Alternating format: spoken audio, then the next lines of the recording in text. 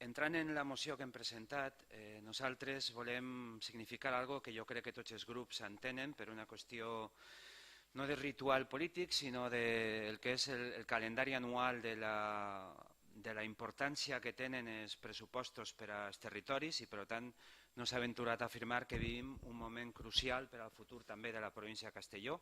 Estem en l'antesala, ja s'ha activat el procés de presentació, debat, aprovació, presentació d'esmenes, parcials a la totalitat, tot el ritual anual dels pressupostos tant del Govern d'Espanya, Administració Central de l'Estat, com és de la Generalitat Valenciana, que en breu també protagonitzaran tot aquest episodi, torno a dir-ho, transcendental per al nostre futur.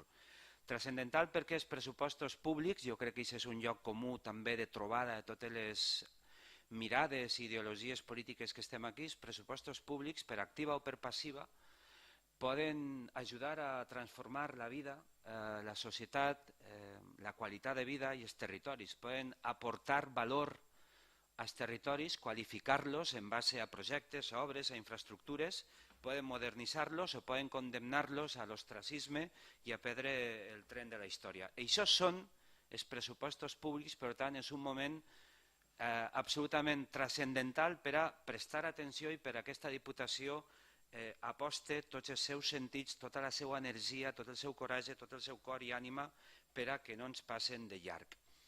Primera premissa que volem posar en consideració de vostès és que partim de la constatació històrica, podríem fer molts matisos, però no vaig a fer-los, la constatació històrica, tota la seqüència precedent de que se'ns han comportat mal amb Castelló.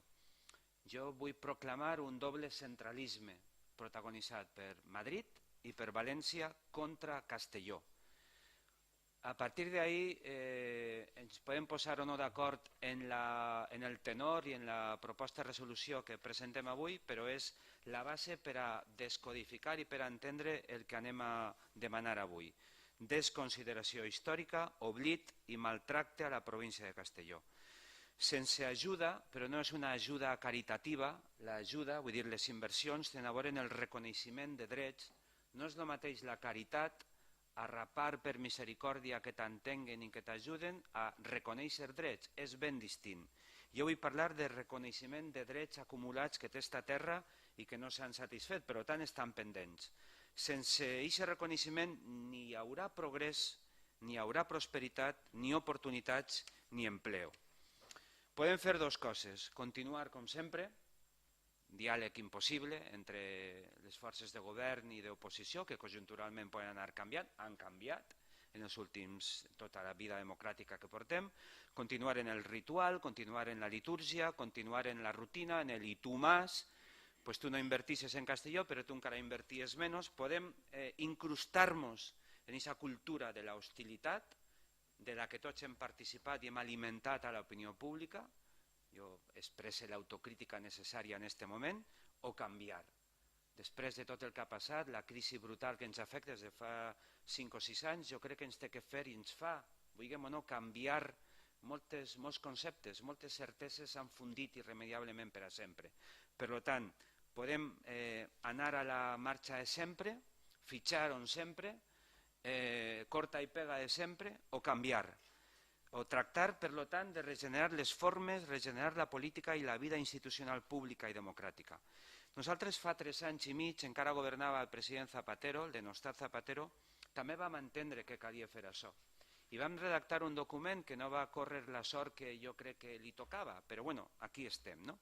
Un document que es deia la Carta de les Aules. I diem les aules per buscar un lloc institucional presidit per vostès fa 20 anys, perquè és un espai, entenem, d'ajuntament d'ajuntaments que pot aglutinar, pot galvanitzar, pot ser la metàfora de sentiments de tots els pobles i, per tant, de ciutadans de la província, la Carta de les Aules, que en definitiva consistia en proposar una nova estratègia compartida per a reivindicar d'una altra manera, constatant que conforme havíem reivindicat històricament no ens anava bé, i no ens guiava el partidisme perquè governava el Partit Socialista al govern d'Espanya. La Generalitat, també un altre punt de mira i objectiu de la reivindicació en aquell moment, ara i sempre, fa molts anys que és del Partit Popular, però el govern d'Espanya era del nostre partit. La manera històrica de demanar no ha funcionat i ahí estem. Per tant, la segona premissa que vull posar en la seva consideració, president, és que fem del fracàs acumulat de tots una experiència acumulada i una oportunitat. Partim de la base de que hauria de ser compatible. Discrepar, ideològicament no tenim punts de trobada. Les ideologies és legítim, és el pluralisme, és la vida constitucional, és el guió correcte, no pot ser d'altra manera, i això fa rica la vida democràtica. Discrepar, però en moments excepcionals de misèria, de ruïna, d'oblit, de marginació, que estem ahí incrustats fa massa temps, jo crec que seria bo compatibilitzar la discrepància en acords puntuals i en estratègies compartides que anteposen territori i societat, i això és el gran resum, a consigna i a disciplina de partit.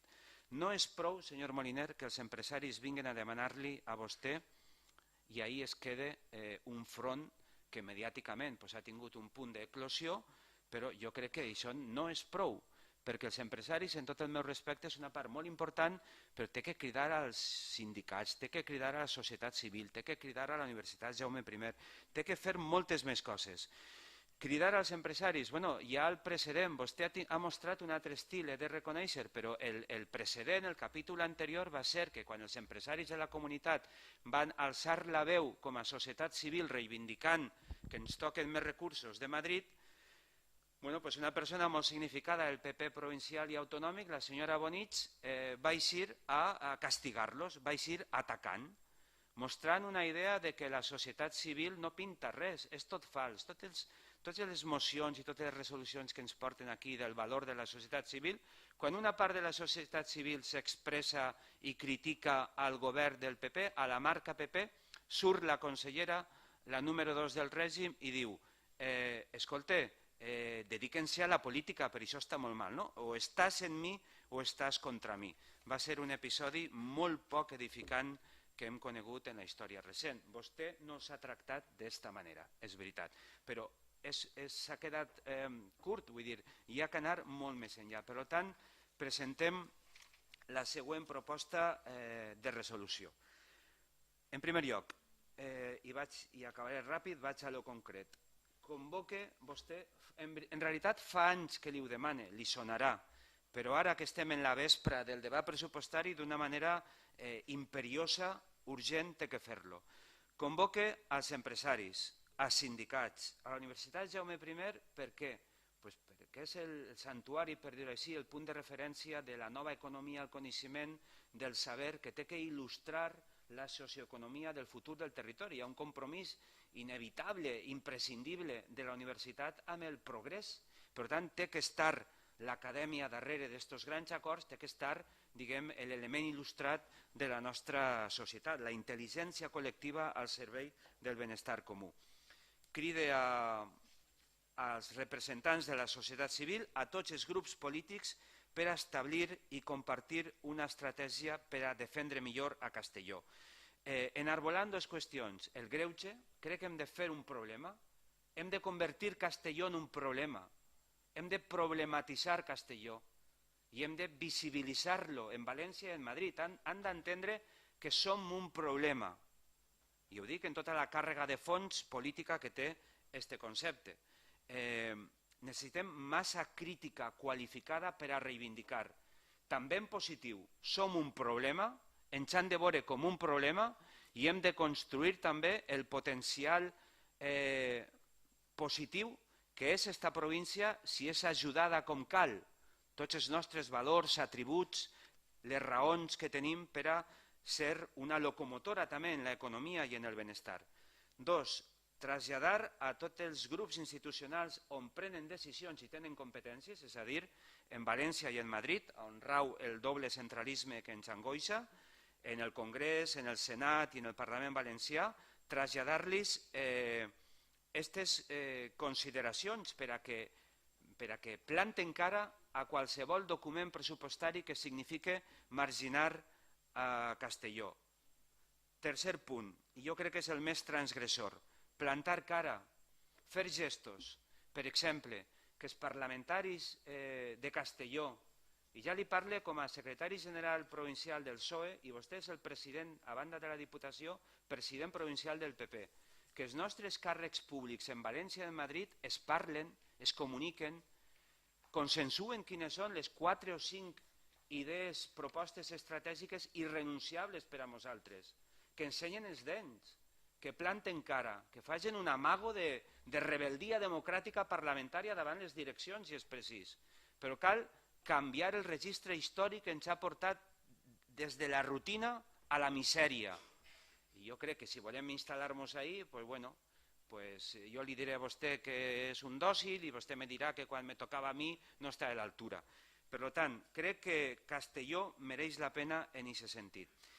I per últim, generar un estat d'opinió provincial en la línia dels interlocutors que li he dit abans, que genere la idea de que som un problema, que cal visibilitzar aquest problema, que tenim la solució i que la solució es basa i passa necessàriament per un tracte digne i renunciable. I ahir vostè té molt a fer i molt a dir, senyor president, i nosaltres també, però vostè especialment. Moltes gràcies.